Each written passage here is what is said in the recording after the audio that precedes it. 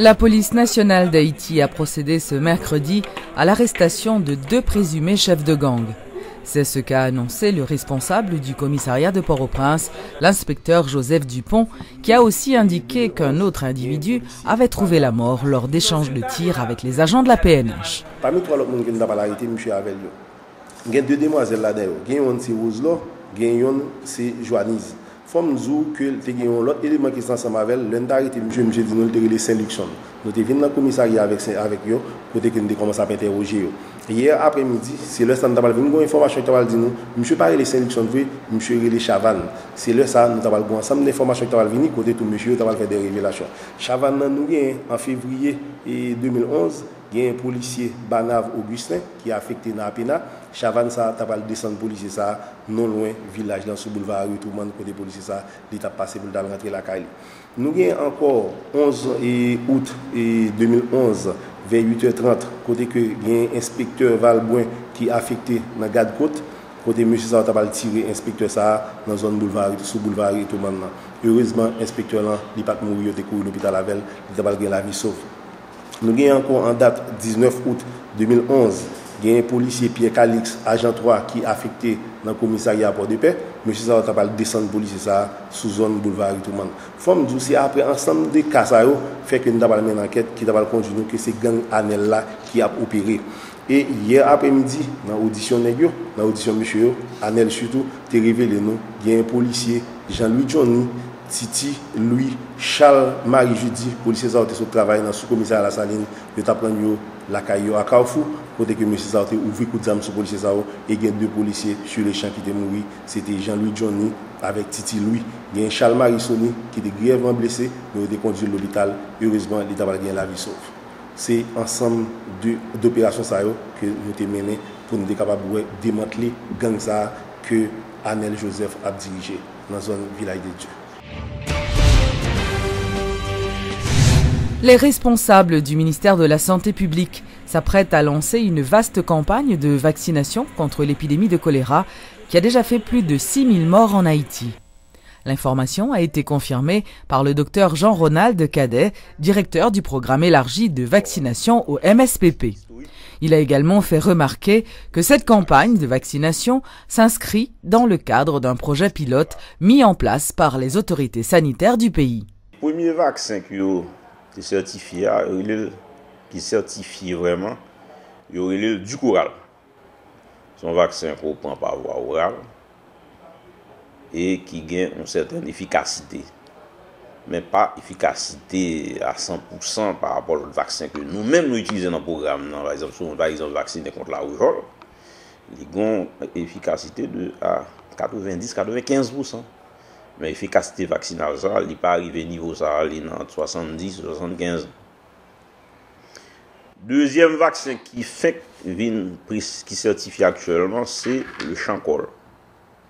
Donc, on croit que c'est le vaccin ça que s'il y a une éventuelle campagne de vaccination, c'est le vaccin ça probablement qu'on va utiliser. Une organisation de défense des droits humains a annoncé mardi avoir intenté une action auprès des Nations Unies pour obtenir des indemnités au nom de plus de 5000 personnes victimes du choléra et de leurs familles en Haïti. L'action a été engagée pour la justice et la démocratie.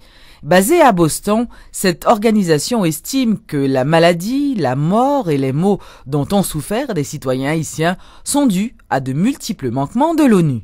En réaction, la porte-parole de la MINUSTAH, Sylvie van den Wildenberg, confirme effectivement que l'ONU a déjà reçu la plainte. Elle a précisé que le document a été transféré à la section juridique de l'Organisation mondiale pour les suites légales. Elle a fait ces déclarations lors de la traditionnelle conférence hebdomadaire de la mission onusienne en Haïti. Il s'agit effectivement d'une plainte qui a été adressée à l'encontre de la MINUSTAH et de l'ONU en ce qui concerne l'origine, enfin la source, la cause du choléra en Haïti. La plainte a été, je peux vous le confirmer, reçue officiellement en fin de semaine dernière par la mission, avec copie au secrétaire général. Le bureau du secrétaire général de l'ONU à New York a également confirmé mardi qu'il avait reçu ce document. Donc, comme le veut la procédure, eh bien, cette plainte a été transmise aux instances juridiques de l'organisation qui traite ce type de cas. Nous sommes extrêmement conscients des dégâts qu'ont causé l'épidémie de choléra en Haïti. Et depuis l'épidémie, les Nations Unies ont redoublé d'efforts pour appuyer le gouvernement haïtien avec tous les partenaires impliqués dans le domaine de la santé, dans le domaine de l'action humanitaire, pour renforcer les capacités de l'État, d'une part, à pouvoir lutter contre de telles épidémies, et renforcer aussi sa capacité à améliorer son système sanitaire. Installation ce jeudi 10 novembre du nouveau conseil d'administration de la Banque nationale de crédit. Présidé par M. Philippe Vixamar, le nouveau conseil d'administration de la BNC se propose de privilégier le crédit, principale locomotive de la croissance. Reportage Georges Allen. Ratifié par le Sénat le 4 octobre dernier, le nouveau conseil d'administration de la Banque nationale de crédit a été installé ce jeudi 10 novembre 2011. Cette cérémonie d'installation a été l'occasion pour le ministre de l'Économie et des Finances, André Lemercier-Georges, de faire des recommandations à la nouvelle équipe. Stimuler le développement du tourisme et du logement, promouvoir l'agro-industrie et les nouvelles technologies de l'information et de la communication, c'est en somme ce que le ministre attend du nouveau conseil d'administration de la BNC.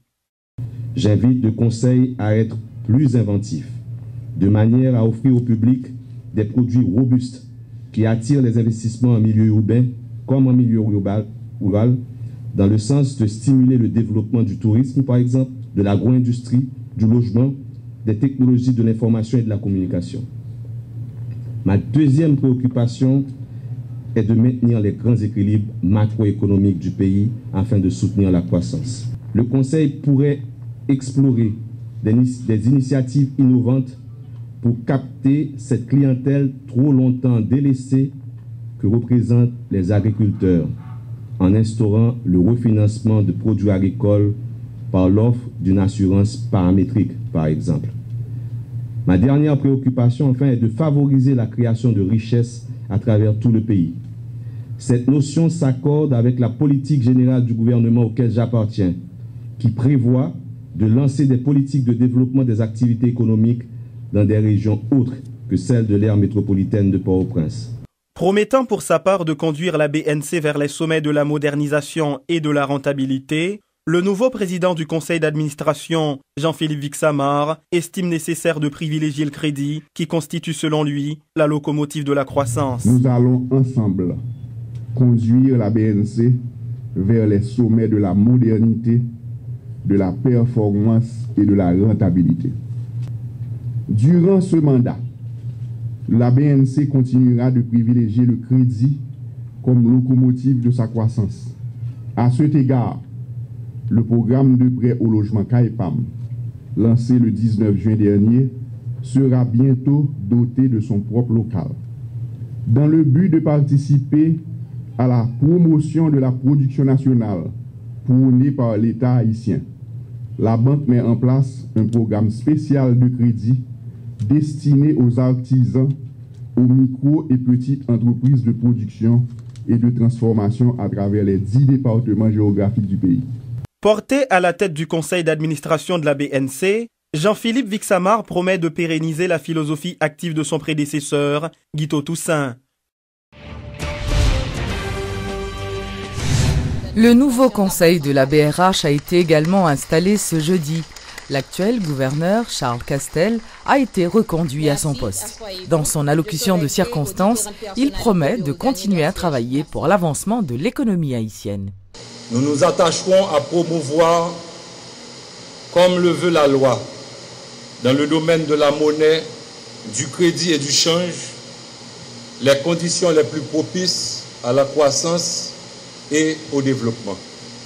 Les succès enregistrés au niveau de la stabilisation du cadre macroéconomique ont été la résultante non seulement d'une excellente coordination des politiques fiscales et monétaires, mais aussi de travail d'équipe au sein de la Banque centrale. Et je veux profiter de l'occasion pour saluer les membres sortants du Conseil qui nous quittent avec la satisfaction légitime du travail bien accompli. Il s'agit de Philippe Laens, Marc Hébert-Ignace et Rémi Montas. Il ne fait pas de doute que la bonne performance enregistrée ces dernières années doit être portée à leur crédit. Des professionnels de ce calibre sauront certainement mettre à profit leurs compétences et expériences au service de la cause haïtienne. La première réunion du comité directeur binational de l'environnement se tiendra autour du thème « La réduction des conflits d'utilisation dans le bassin versant binational du fleuve Artibonite à travers le développement d'un programme d'action qui devrait être mis en place par les deux pays ».